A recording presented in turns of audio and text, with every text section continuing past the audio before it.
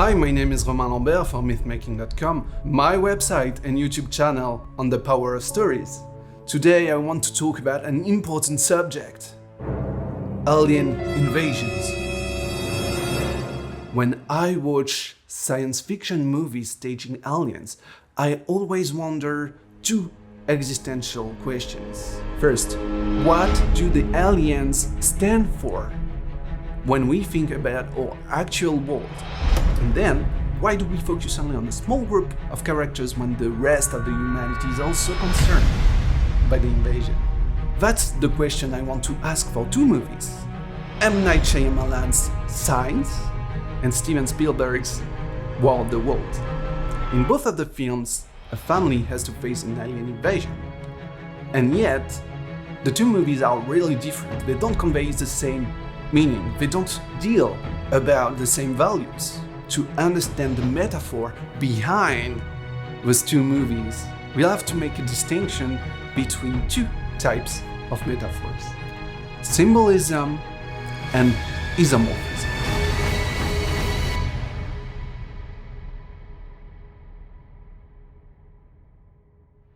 Isomorphism means turning external aspects of a situation into another. A famous example of isomorphism is in literature, in George Orwell's Animal Farm.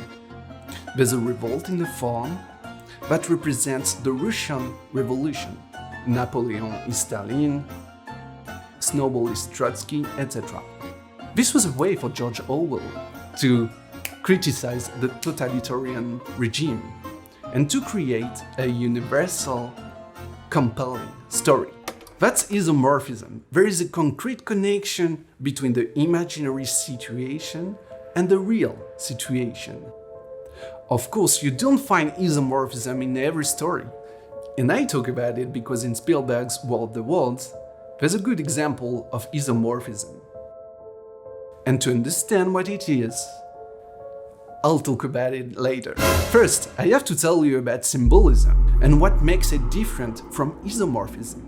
Eric Fromm says that a symbol gives an external envelope to something that comes from inside, something we can't explain with words. I challenge you to describe me something simple that comes from our inner experience. Try to explain love or pain or grief. It will be hard to put words in it, but it will be easier to understand it if we give it an external envelope that conveys that emotion.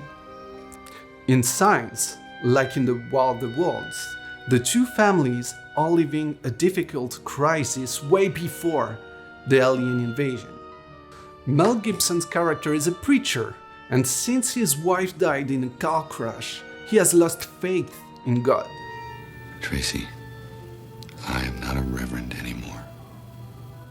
I haven't been for 6 months. You know this. All this stuff on TV. Joe Girls came in here talking about the end of the world. I'm just a little scared. Now he and his brother-in-law are lost. It's hard for them, and it's hard for the kids. In the War of the Worlds, Tom Cruise's character, Ray, has split with his wife. And the kids are upset, especially the son, Robbie. He feels a deep anger against his father. The door's locked. Ray doesn't seem to care about anything or anybody. He doesn't even move a finger for his daughter. Here, honey.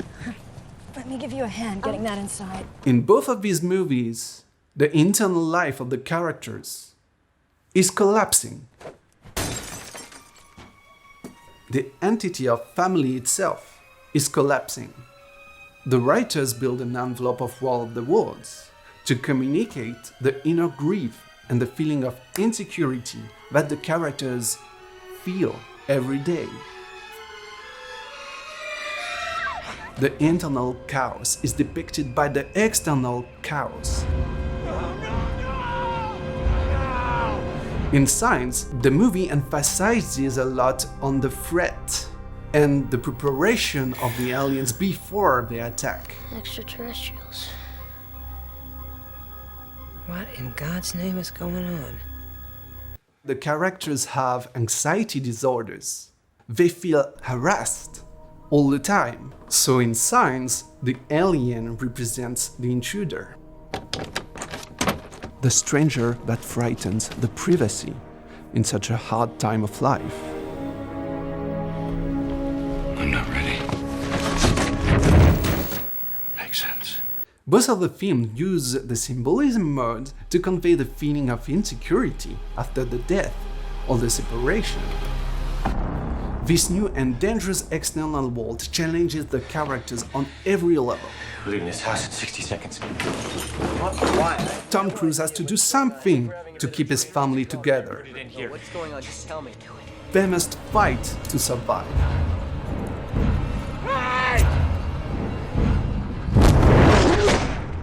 He must make crucial decisions, and sometimes making responsible decisions means letting his son make his own choices. This adventure is challenging for him, because suddenly Ray has to face fatherhood alone.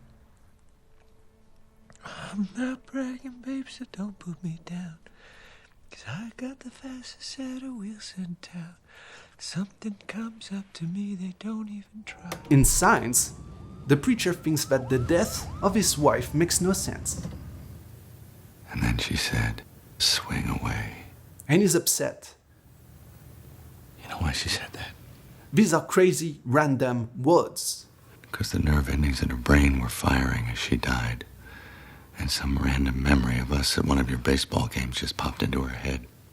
But the more the invasion progresses, the more the preacher remembers the tragic night.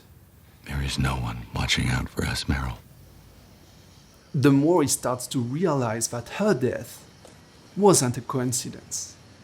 You have to understand that the wife's preacher was killed by a random man in the car crash. M. Night Shyamalan himself, Looks like it was meant to be. the writer and director. At the end, they face the alien, the intruder. Mel Gibson realizes what the last words of his wife meant. You killed Meryl to swing away.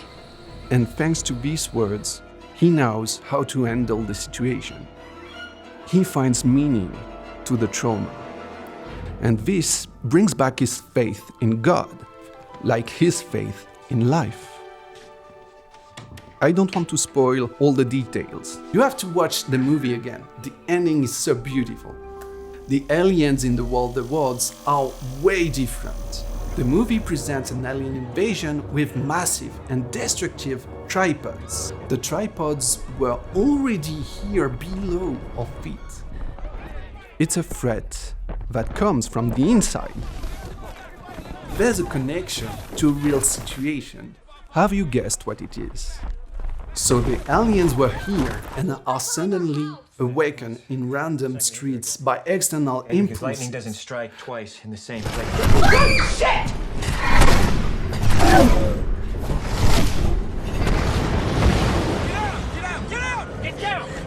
Remember that the World Awards was written after September 11. From the isomorphic standpoint, the World Awards is a metaphor of the insecurity, the distress, the international threats in America after September 11.